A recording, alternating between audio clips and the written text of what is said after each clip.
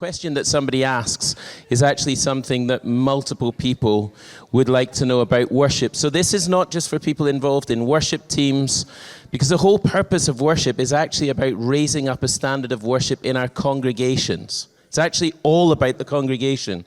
The worship bands are just there to facilitate the congregational worship of the church. And so this is really for everyone. If there's stuff that you want to know about worship, why do we do things in a certain way? Why do we spontaneously sing? Why do we prophetically sing? Why do service leaders do this, do that? Why do worship teams do this or that? It's actually really helpful to us, and we're going to learn as well as we go on this journey together. We do have a number of questions that have come in through the boxes. I'm not sure who wrote this one, but I will start with it because it feels very, very important, and I suspect that it might be for me to answer. And it simply says, is the following statement true? The higher the hair, the closer to God. Well, why don't we ask my brother? It is absolutely categorically true. The higher the hair, of course, the closer to God. The Lord bestows upon those who he loves a high hairstyle. So I am thankful to him for that. So that is true. That's an easy one to get kicking off with. Right. So why don't we'll go live, and if anyone's been kind of mulling something over or has been provoked by something that's been said, why don't you just raise your hand? Gary, you've got one for us. Wonderful. Could you take us through the process of introducing a new song into Living Hope? And then the second part of the question is, what can we learn from that in choosing worship songs to listen to? Fantastic.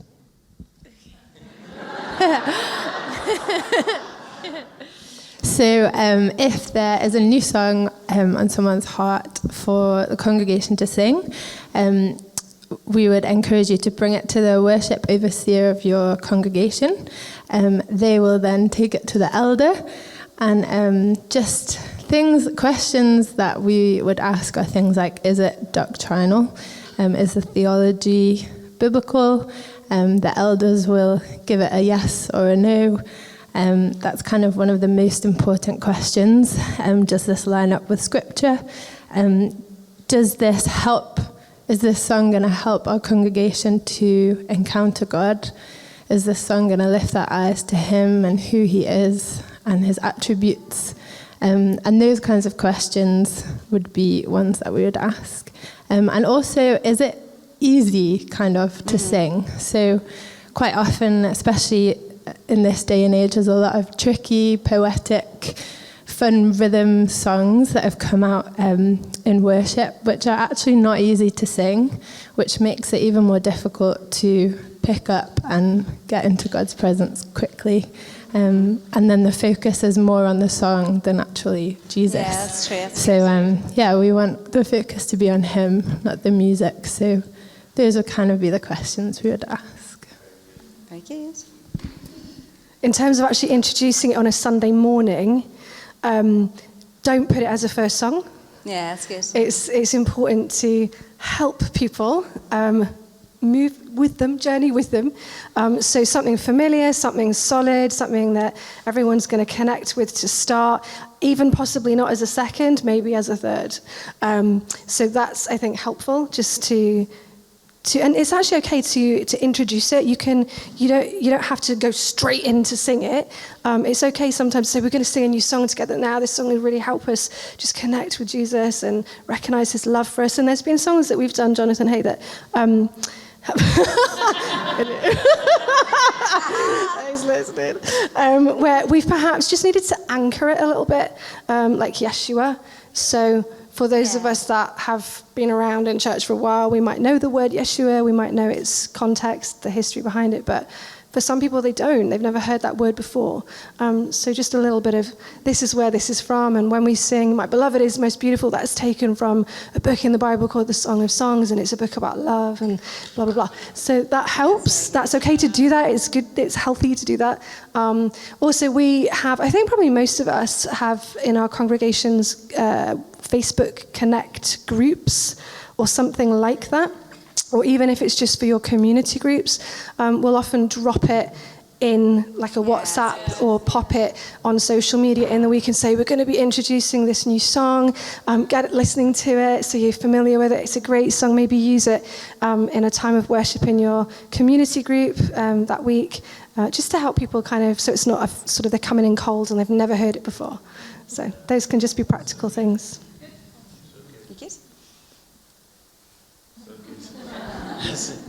That's excellent. One of the things that I love with our worship leaders, they have their kind of worship overseers WhatsApp group, and there are songs dropped on there constantly. There's some elders on the group as well. So it's good just to see what the guys are kind of feeling, what they're thinking, what they're floating. I think also we do have, we are listening to feedback. So when we drop songs into our congregations, there will occasionally be songs that come through that somebody may flag and just say, what do you think of this lyric? So I'll give you an example. Recently we were doing this song, I see lightning, I hear thunder. What's that? What I see, which I personally think is an absolute man song. Like, I love it. But one of the lyrics is, it says, I believe there's about to be another resurrection, and it's talking about us.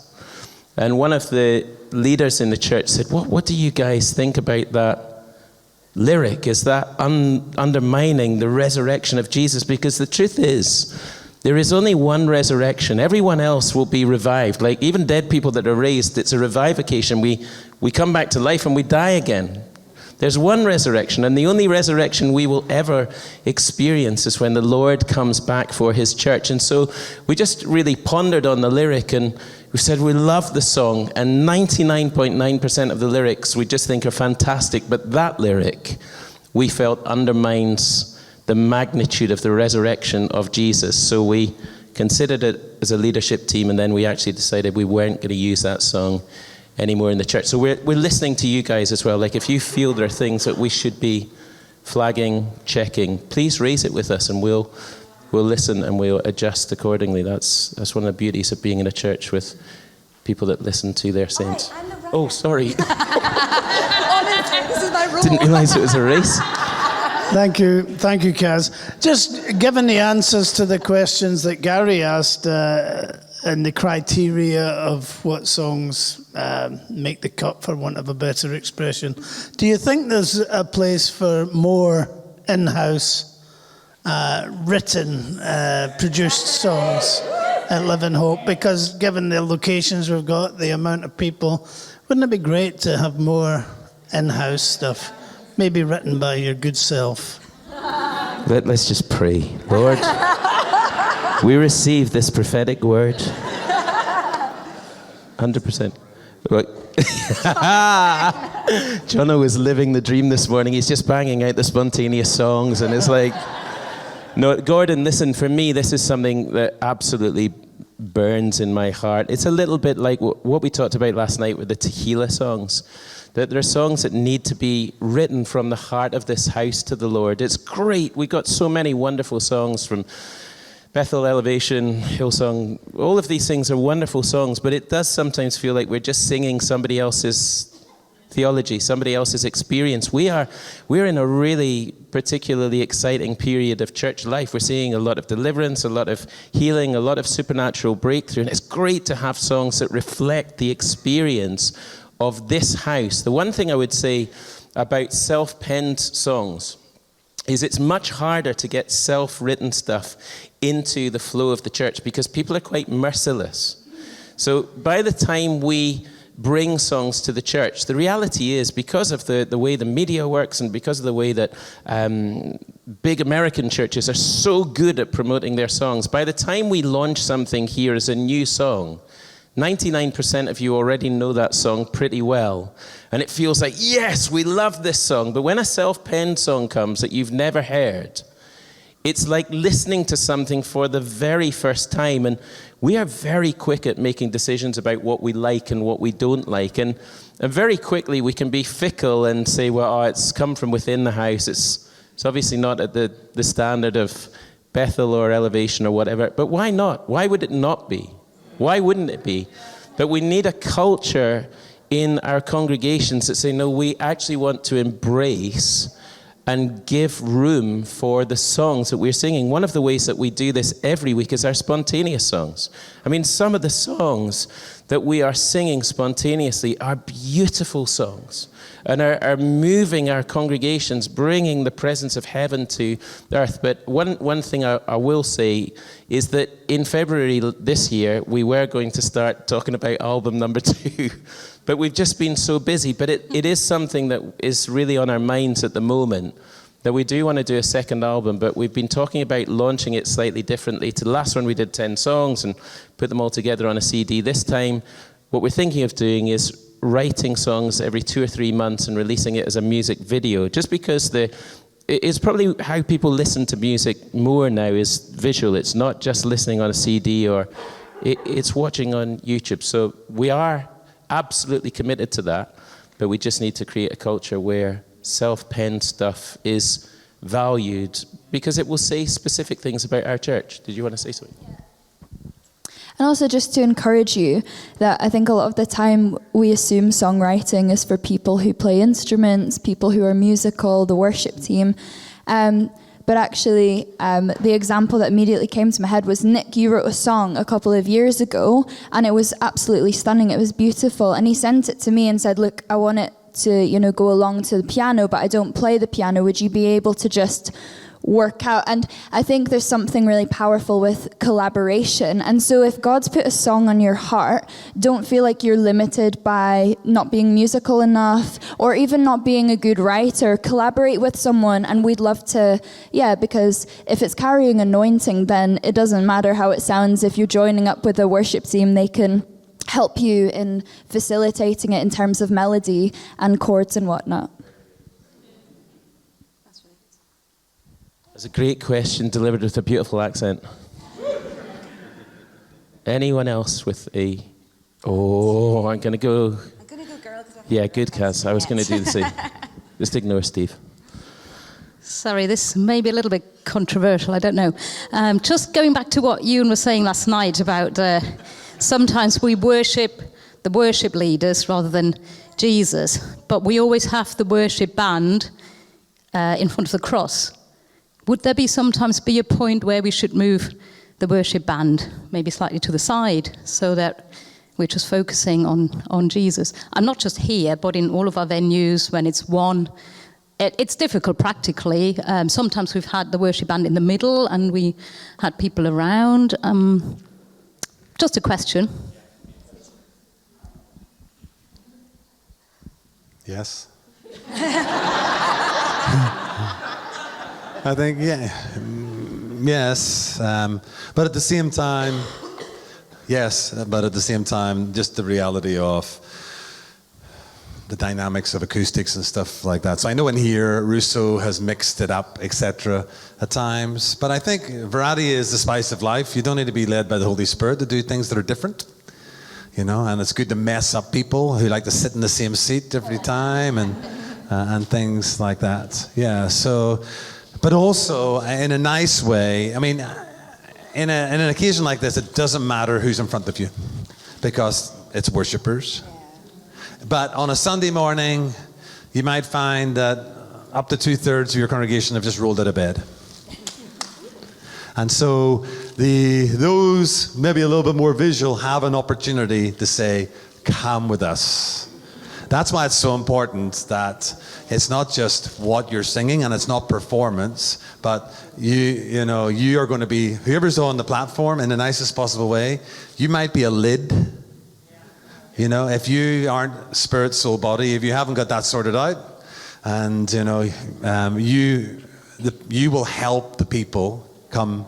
Your face, I'm not really answering the question, but your face, how you're leading and things like that can on occasions help the people into God's presence, and on occasions could actually put a lid on the people coming into God's presence. So those who have the honor of leading us, and it's like the 23rd Psalm, you should see where we are at the moment. Come with us where the Lord is. And you have a great opportunity, rather than leading karaoke, you have a great opportunity to bring people with you. And then, of course, mess it up. You want to do things different.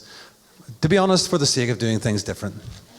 So there are times when the Holy Spirit will lead you to do something different and rearrange things, and then it's just we are in God's image, and God is a creator. So just mess it up, and be different. So partly answered your question, but your question had an answer and was right.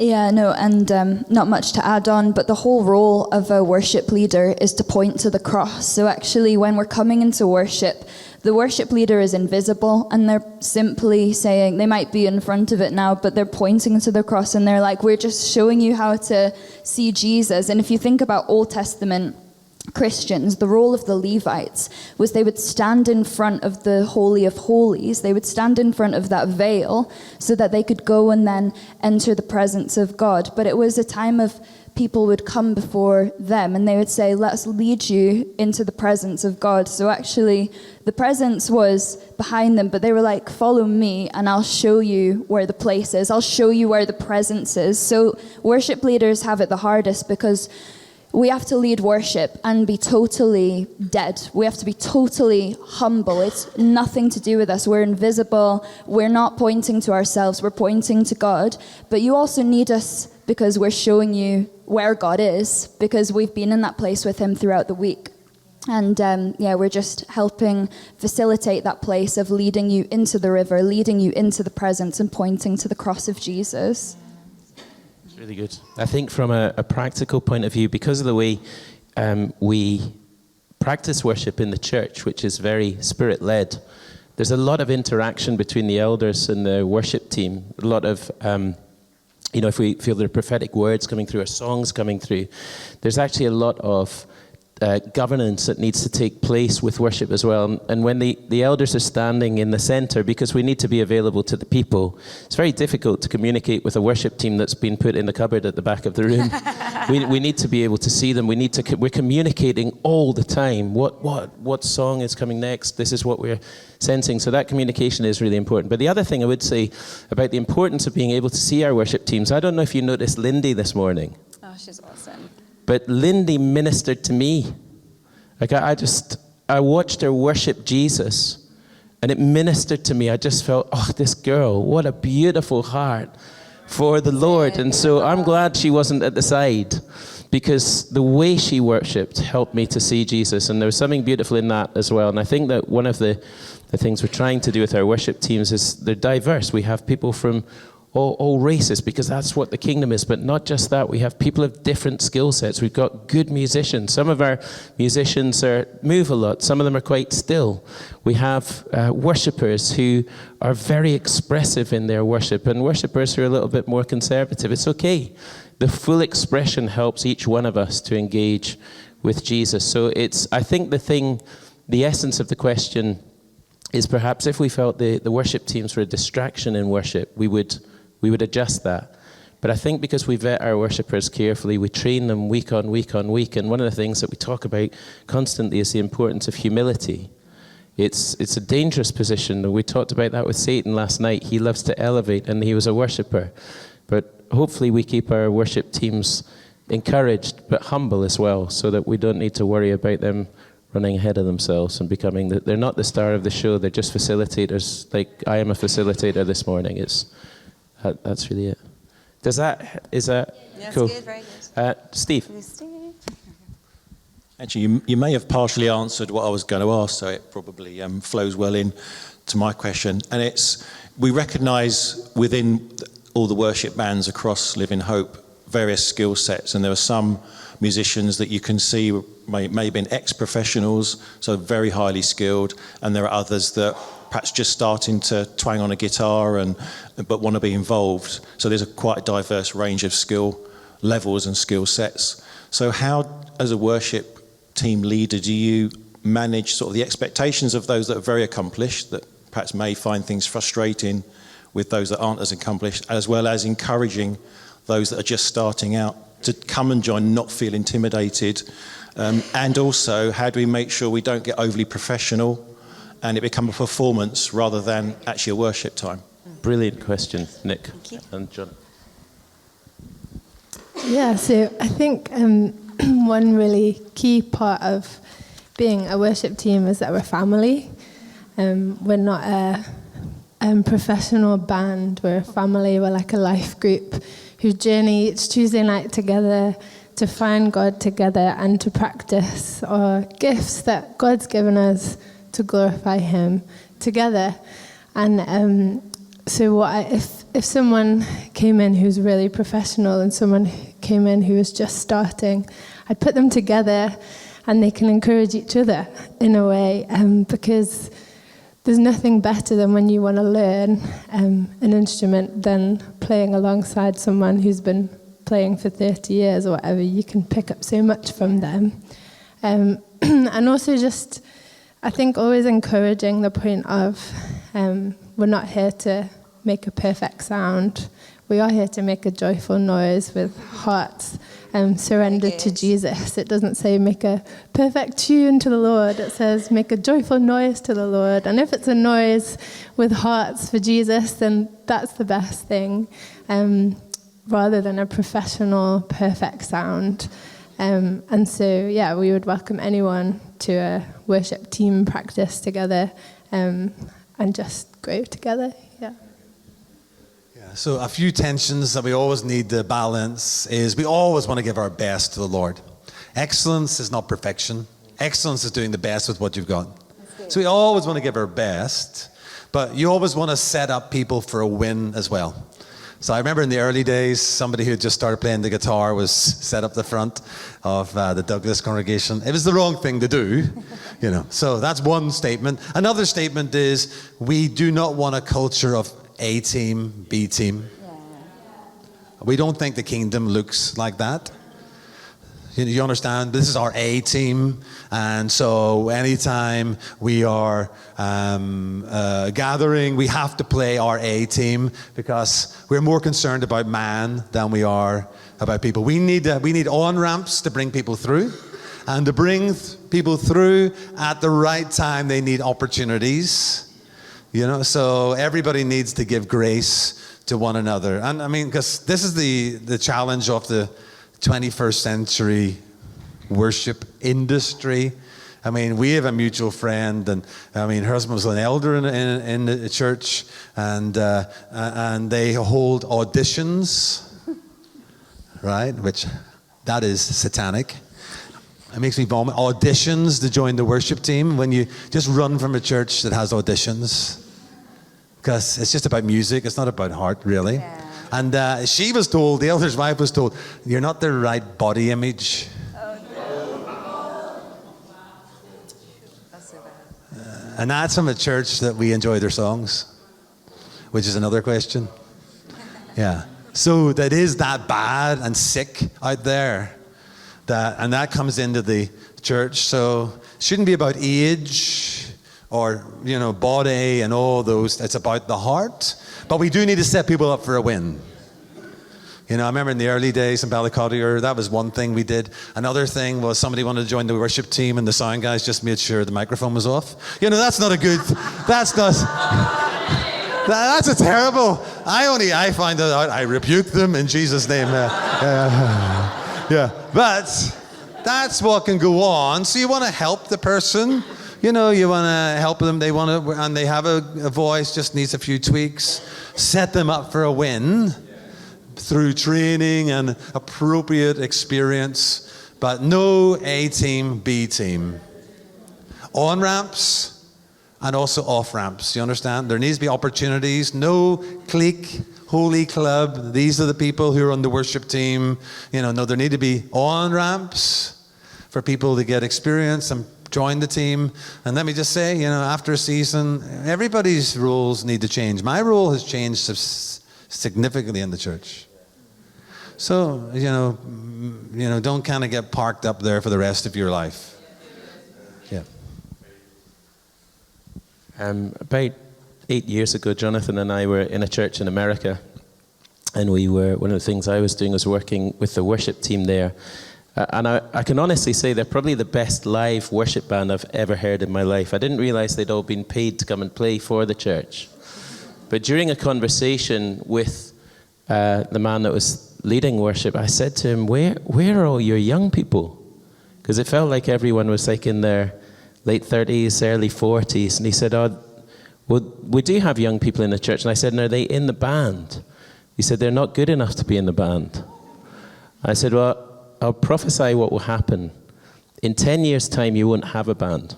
There will be no band left in the church because there's no succession planning. There's no young people coming through. And actually, you're just a ceiling. You're too good. It will psych. Any young musician coming through could not play in a band like this. It's just too good. 8 years later, I got a phone call from that church. Can you come across? Our worship team has left the church. That man had taken those people out of the church, and there was nothing. There was no succession, no planning, no young people coming through.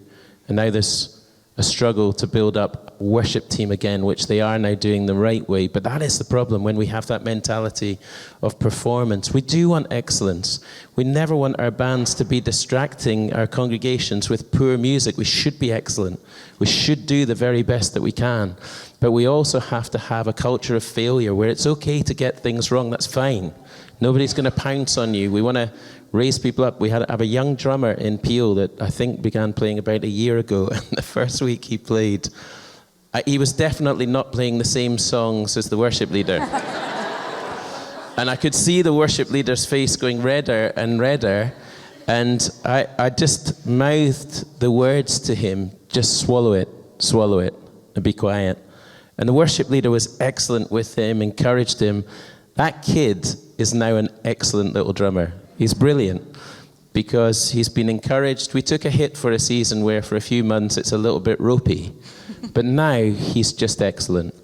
And that's the culture we've got to build in our churches where we make space for everyone. Okay. Is everyone at the back? Keep me on my toes. A couple of things. Firstly, it wasn't me that muted anybody. One, how loud, from the sound side, should worship be? Very. Maybe not to you, Euan. And also, is it important that it's more of like worship team rather than worship team, sound, vision? Yeah, it's a really good question. Do you want to say anything, or should I? Yeah. There is, first of all, there is a legal limit, so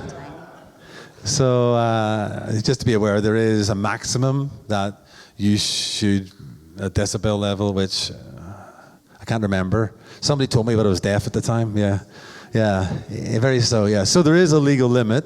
I mean, my little thing, and then I'll maybe see if Becky wants to say something. My little thing would be sometimes you have to start a little bit louder. I'm being practical here.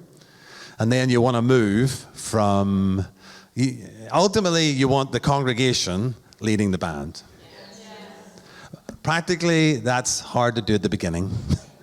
But you want to see that shift as quickly. They're facilitating the congregation rather than the congregation singing with the band. And loudness has a part to play at the beginning. If it's, I have a problem in my congregation, like it's full by 20 minutes after we start. So it can be a little bit of a challenge at the beginning, but I would be just beef it up at the beginning to give people confidence, and then as the confidence increases, then you might be able to take it back. But ultimately, I want the congregation to almost embarrass the band. It was a conference last year, where the leaders were upstairs meeting and like 900 people just, we got in there because we were having an important meeting and they just started worshiping. They had, it wasn't about us. So sometimes, so that's on the loudness thing. Becky, you any thoughts?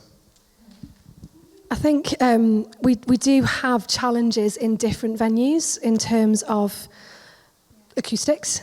If you're in certain parts of the building, standing in certain places, you can be in front, behind the house speakers, got something coming out the monitors, or it can affect. But absolutely, I think what Jonathan's saying, I think a great way actually to, not that we want to do like a warm-up act, but a really, I think, effective way to set the tone for when people are arriving, even if they're not punctual, is to start worship before we start worship. So, we'll often have our prayer meetings at 10, don't we, our pre-service prayer. That's done by 15:15, and then we kind of want to be up there and ready to go. But when I think that some of the times when we've started worship at 10:20 actually has been amazing. And we're there, for 10:30. People are walking into it. So I think that can be a really great way as well, just to help engagement and volume levels and all that kind of thing. That we're not going from cold and trying to kind of ramp it up to where we need to set our level to be. In terms of sound and vision, 100%, we are one team. It's definitely not, you guys are over there, we so need each other. We were just talking about this, weren't we, in the break? A huge thing, I think, with encourage, I don't know if anyone's here that serves on Vision, but we can take it for granted as musicians that people know what a bridge is, and that we often, I don't know, Holly and I like to do this quite a lot, start a song with a bridge. So that really helps your Vision team to know that, because else they're like, whoa, trying to get through their slides, get to the right slide so it's up there, the congregation can follow. It really helps. If you have a sense that we're going to really start on the bridge of this song, let your Vision team know so they have that slide cued. Things like that can really help, practical things, that they understand, like what is the arrangement of a song. Okay, and then, this is like for one of the sessions this afternoon, but vocal cues. For me, if I'm leading from keys, are you going to hear me do vocal cues more than you're going to see me do hand signals? So if you're serving on a Vision team, listen for the vocal cue, because I'm going to tell you, or try to, where we're going to go, where I sense we need to go, where the Spirit's leading. But if you're serving and you're able to do hand signals, what does that worship leader do for hand signals? Let's just try and learn that. Things like that are super practical and take time to kind of get to grips with, but it's really helpful just to understand that actually we're so dependent on each other. I'm so dependent on what Steve does with his mix, and because he's going to be adjusting it the whole time. And things happen during the service, things happen, I'm sure you've all been there, like not good setups with sound, and it's been really challenging, and it usually means you're going to have a great service, but it's like it can be hard. You can be going in and have only gone through like one song maybe, but yeah, sound are always tweaking, Vision as well. When Jonathan started that spontaneous song about having our hearts cleansed this morning, what's amazing is when Vision can pick up on that. And if you're hearing a song being, like a line or two being repeated, type it up quickly, get it up on the screen, because it helps everybody to engage corporately with what's going on. So just really practical things. I think we need to talk to each other more with these in our teams. We need to communicate more, and just when you're going to be releasing new songs, let's communicate that. Let's make sure, sound, no, Vision, no, send it to the overseers of your teams. Make sure, these songs are going to be coming up, guys. Get learning them so you're familiar with what they sound like and, the arrangement of these songs and things. So just practical stuff. Excellent. Thank you. That's wonderful.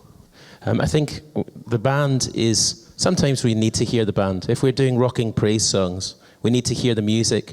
The word tells us to worship with the 10-string lyre, with the timbrel, with the drum. So our musicians are prophetic as well. They're doing something in the spiritual realm through the music they produce. So actually there are times where we must hear the band.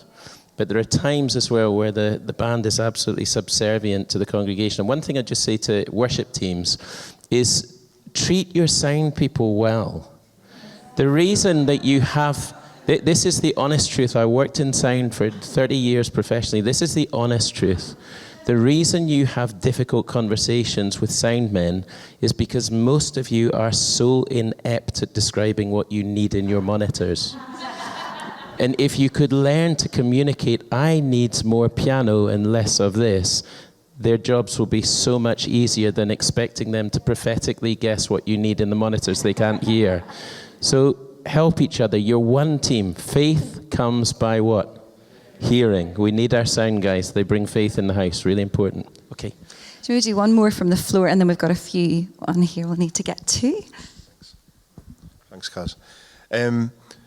One thing that sprung to mind was when we do one, a lot of the time we would have pre-service prayer, and then we would sort of go straight into worship, and it keeps a lot of, you know, the flow of what happens and what is brought in pre-service prayer intact.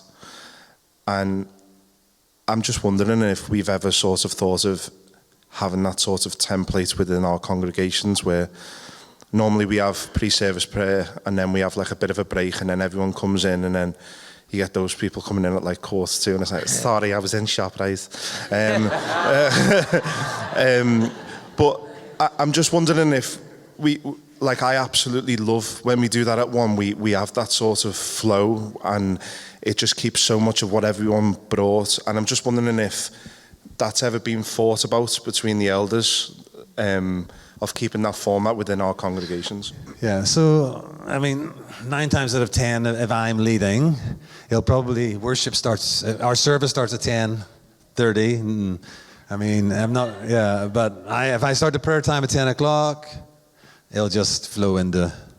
But there's other considerations. So I'm also considering new people and things like that. So there are many things that the Lord wants to happen. So you need to be led by the Spirit, but there are other things that the Holy Spirit are interested in. New people that have just landed in, how do I connect with them? How do we get people, you know, before the service? And so if it's all the time, you know, the music's blasting, people coming in, that can be a problem. So my heart is for the new person, and the Lord's heart's for the new person. But you're asking the Lord, today, what do you want me to do? But often, especially if I know it's going to be a busy morning, it sounds strange, but I don't want to rob myself or the Lord from worship. You know, you got a lot in the weekend. It sounds terrible. The elders are saying, got a lot in this service. The family news is going to take so long. You know, so I'm immediately thinking, let's just get worshiping early. You know, so that's our heart, but also that isn't the only thing that's happening in the morning. And especially if the sound guys haven't listened to this message today, you know, and they kind of are overcooked. I'm thinking about some of our folks, not always older, coming in and sitting there, and things are like unhelpful for them. So there's a whole lot of dynamics. I'm looking to please Jesus, in many ways. Very good. That's excellent. Question from the basket. And Holly, I'm going to ask you to answer this because I know that you're passionate about this. What about quiet worship? Do we not need more? So I think the answer is yes, because of the way it's written. Do we not need more awe, reverence, and fear of the Lord in our worship? Yes. Yeah, I think something I love that Mervis from the church in South Africa says is that we don't just start baking the bread on a Sunday, but we're baking it throughout the week and then bringing the bread on Sunday. And it's a very abstract way of saying that actually we're worshipping on our own in our quiet times throughout the week. And then on Sunday, we're coming together with our brothers and sisters and we're giving it the beans. And I think the thing is, there's a whole verse of drawing close to God and he will draw close to you. Actually, if you want to be closer to God, then pitching up on a Sunday and then waiting for the next Sunday, you're not going to get very far. You need to be constantly coming near to him every day. He should be the first thought on our minds and the last thought on our minds. And I think with our quiet times, we need to be getting the word in us. Because I think sometimes someone asked me recently, when the worship leader says, sing your own songs, you're like, what do I sing? And we'll be talking about this in our session with Becky and I, if anyone wants to change their minds. Is that actually the word for Tehillah, one of the words of praise is spontaneous songs from the heart. But actually there's that verse that says what comes out the mouth is from the heart. And so actually, if there's nothing in our hearts, if there's no word, if there's no biblical truth, if there's no thankfulness in our hearts, then we have nothing to say. We have nothing to bring to him on a Sunday. So on a Monday, Tuesday, Wednesday, Thursday, Friday, Saturday, we need to be in our quiet times bringing thankfulness to him. We enter his gates by thankfulness. We have gratitude. We say, God, thank you for dying on the cross for me. Thank you for food on the table. You know, we're pressing in. We're worshiping him in that way. And also praying to him, talking to him, listening to him, taking time to just hear him.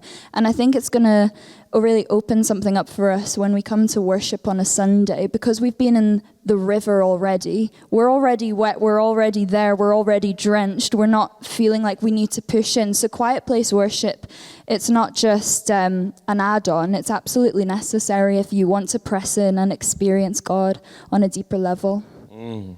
I think reflective, quiet worship is crucial in our congregations. Worship is a reflection of who God is.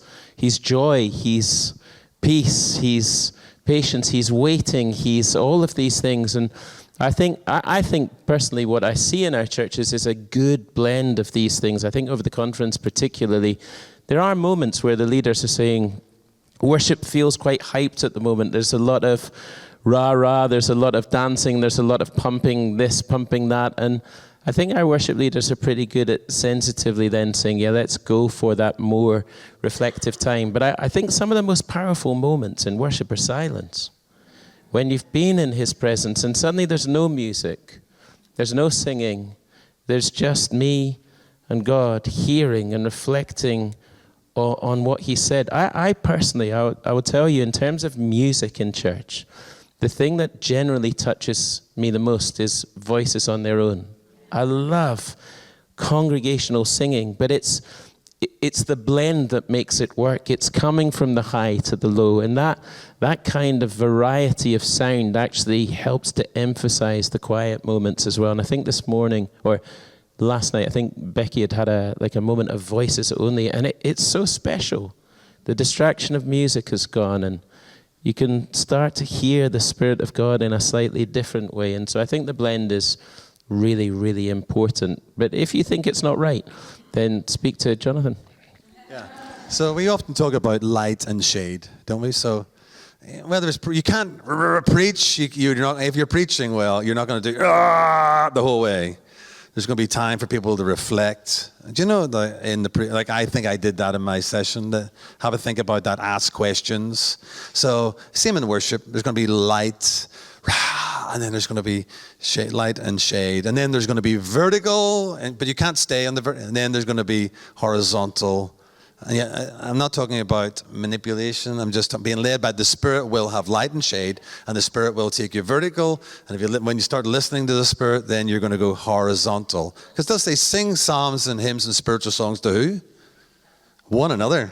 There's something going on that you can, there's something there. So. Move on to this question. It's a good one. And Nikki, I'm going to start with you because you work in youth as well, so you'll be used to this. Isaiah brought a rebuke which Jesus quoted concerning people who honor God with their lips and their hearts being far from him. Is it possible to do the 7 things in the Psalms that Euan spoke about last night and still not be in true worship? To fake it, really, I think. Yes. Yeah, I think so. I think definitely people can get caught up in what's happening around them and copy the behaviours of the people they admire or look up to and not understand where that's coming from. I sometimes think it's really cool, but a challenge when we have newly saved people come into church and then after the second week they're already jumping and putting their hands in the air, and you're just really trusting that their hearts are engaged with the Lord when they're doing that. And ultimately, man looks at the outward appearance, but the Lord is the one who weighs and judges and knows someone's heart. But I think we can also encourage people and say, especially if you're relating with young people, we often will see in a youth group, there'll be 1 or 2 really brave worshippers who put their hands in the air, and then one by one all the youth start to join in. And just encouraging them in that moment and reminding them why they're putting their hands in the air, why they're singing, what we are doing in that moment is so important, just to keep reminding them, keep encouraging them, keep training hearts. It's not something, it's kind of like, it just reminded me of when Jonathan was talking about a couple. It's not just once that you tell them you love them. It's a continual thing. And similarly, with training people to worship and encouraging them to worship, reminding them continually who it is they're worshipping, why they're worshipping Jesus, and trusting that that impacts their heart to overflow. I think that's excellent. I think it's very easy to develop a cynical heart about worship. And I would say to anyone that's cynical about worship because you notice the way another person is worshipping, you have a devotion issue.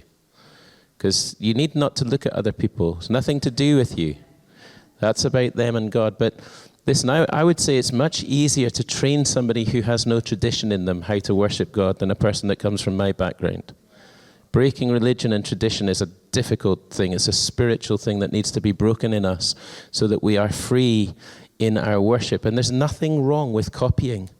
If a person comes in and they see us worship in a certain way, it's good that they're seeing life. It's good that they're learning to worship in a certain way, because as they become redeemed and as they become sanctified, those actions will become meaningful to them.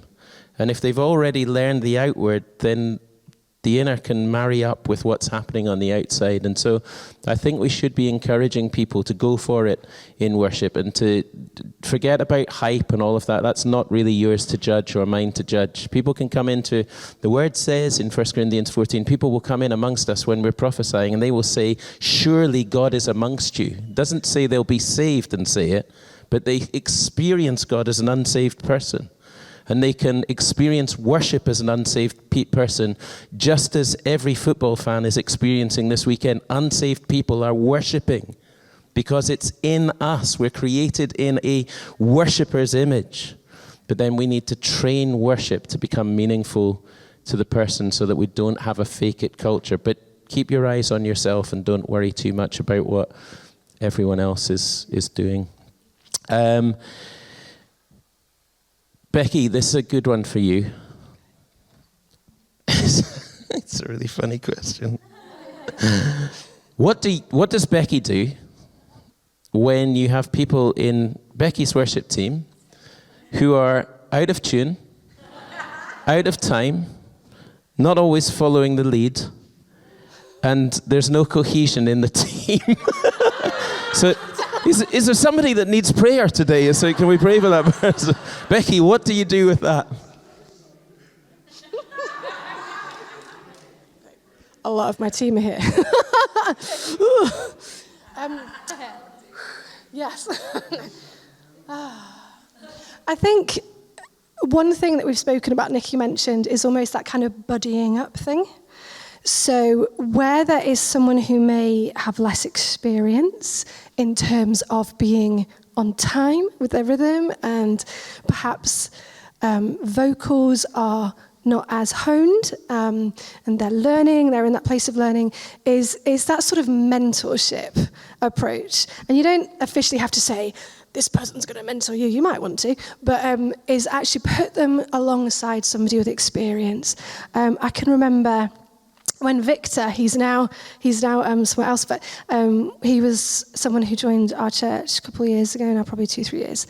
And when he first came, there was a real shift for him in learning how to, not that we want to like make everybody play the way we play and do it the way we do it, but his prior approach to drumming, there were a lot of fills. So we were like, I think we might need to just rein this in slightly. And I can remember saying to Steve, I tasked Steve to kind of, just come alongside, just kind of teach him maybe what we do just in that place there, and perhaps what he could do there. And he was so teachable and had such a good attitude. And he made that shift so beautifully without losing the uniqueness that he brought to the mix. We were just able to make it gel and fit. And so being really intentional, I think, is a good word, intentional. Look at who you've got, because God's put the right people in your team. He's brought us there. We were saying this at practice on Monday.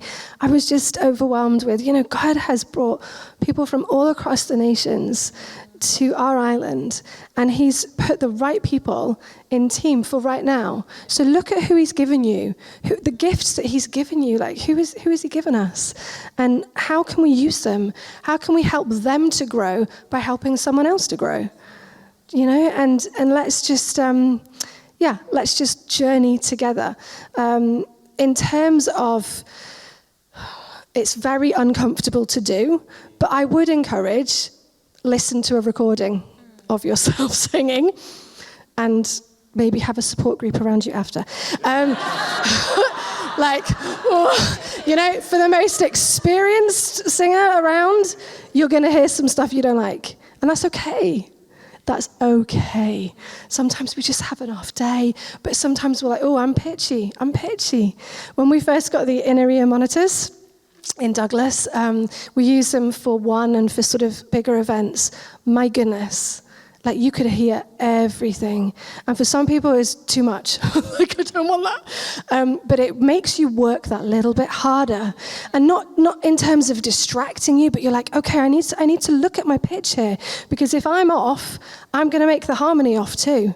Like, how are they going to do it? So it's okay to, you know, not listen and be devastated or anything, but just listen and learn, just listen and grow. Same with your instrument. Listen to stuff on YouTube, listen to tutorials that Bethel have done, Elevation Worship have done. There's some great stuff out there. You know, have a go at some of the stuff they're teaching you, the riffs for that song and the rhythms for the other song. There's a lot out there. Ask people who have got that little bit more experience. You know, what do you do here? What is that chord you're playing? It's so beautiful. Like Ben Dunlop. You know, Becky, what do you play in between? Like, what are those transition chords? Bonnie's been in touch. Let's get together, Bex. Let's catch up. And can you show me some of the stuff you're doing with chords? And you know, let's just be humble, humility, and let's ask. Every time I tell this story, I get rebuked, but it makes me more like Jesus. But last year we had something happened in a busy service, and I saw this guy I'd never seen before go to the sound team. I don't know if Steve was there. Yeah. And then Sally was leading the service, and I was preaching. So I was just trying to keep out of Sally's way. And then I saw the guy kind of creating a disturbance with Selu, and Selu sent him to the back of the building. And we discovered afterwards, it was his first time in church, right? And what instrument did he have? A flute. And he had gone to Steve to see how he could plug his flute into our PA to help Becky out. And he said, go and ask Selu, yeah. Right. Now, the reason I tell that is, you always want to, I've used this phrase, set people up for a win. So there's a process by which people are going to come into a worship team. And it may be character issues. That's the first thing, because it's all about character, because you're going to reproduce. If you're given the responsibility of leading God's people, you're going to reproduce after your kind. So it may be character that needs tweaked, it may be skills that need upped, and then it's a nicer way if somebody has to transition into another ministry by having a slower process on whatever night the band are meeting, by having a slower process rather than throwing them at the front. It's all good. Can I just say one more thing? Sorry. It's okay to regroup.